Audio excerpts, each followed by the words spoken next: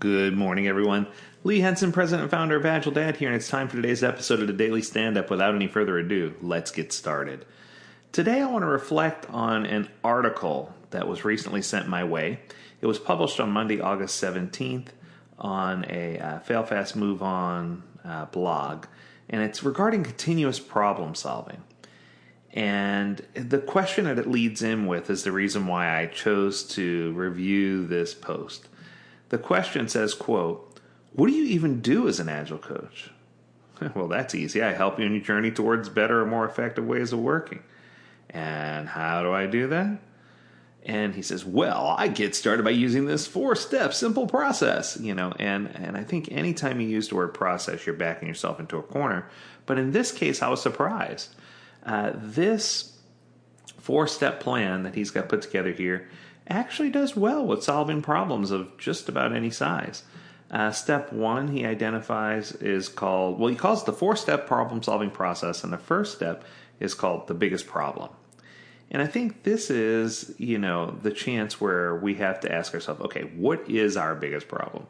Where are we seeing the most confusion, the most trouble, or what can we change to have the biggest difference or impact? And I think that, you're going to have lots of problems. Anytime you bring in an Agile coach, you're going to have some things that are going wrong.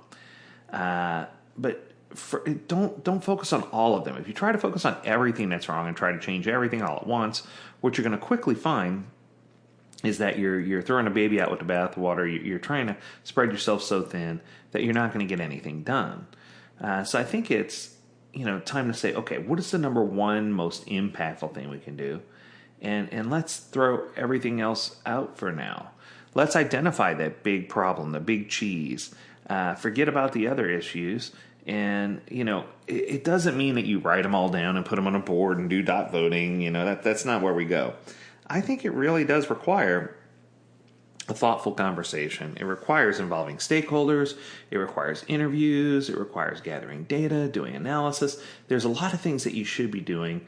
And then once you get all that information, then I propose you make a short list that you can choose from. So maybe the top 2 or the top 3. Get some input from some folks and figure out what the biggest problem is and which one you want to tackle first. The thing that came to my mind first when I saw this was Financial Peace University from Dave Ramsey. If any of you out there, are better than you deserve, then you know exactly where I'm going with this.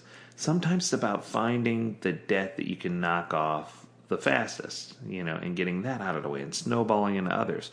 In this case, it's the finding the biggest problem. And it doesn't mean the debt with the largest amount. What it means is the problem that's going to be the most impactful. And I think that's the same as what's true in Dave Ramsey's plan for Financial Peace University. The second step, in this case, is to identify the root cause. Okay, I can live with that. So if you had a simple solution, you probably would have already fixed it. So I think there's a deeper cause to the problem. A lot of times people say, this is why this is happening, but yet it's not fixed. If that's the case, that generally means in 99.99% of the cases, there's a bigger problem. There's another fish to fry. There's something else we need to take care of, right? And I think that sometimes we don't go deep enough. We don't ask the 5 whys. We don't ask the right questions. Sometimes that root cause, even with the 5 whys, can be hidden.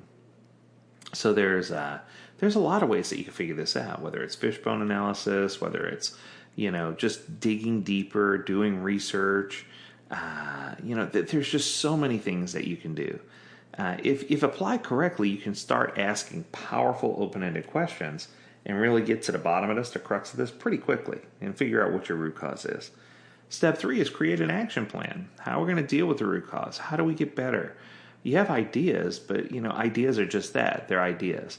You need to have the experience or expertise to get it all done, and sometimes that requires bringing in a skilled Agile coach. Sometimes it requires bringing in, an architect from outside to help. It's anything that you need to gain traction and start moving the big bricks.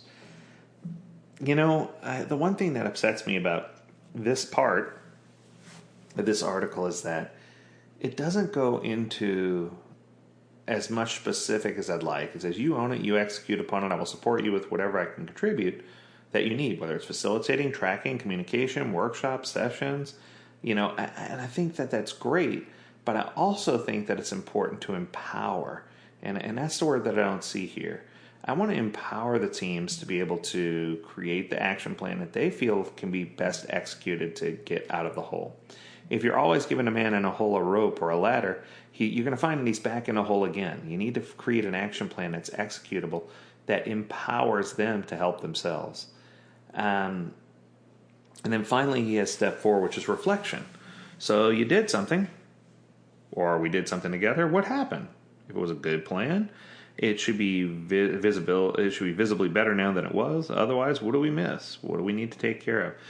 Make some approach, take some approach. And I agree with that. But I almost think this mysteriously looks like the GROW model that I teach all the time, which is, what is our goal? What are we trying to achieve? It doesn't necessarily have to be a problem. What's our reality now? Where are we? And I think when you discover your reality, that's going to help you discover your root cause. What are our opportunities? What are our options? That's definitely your action plan, because now you're calling out opportunities instead of just calling out a plan to correct a problem. And finally, what will we do? What will we commit to do?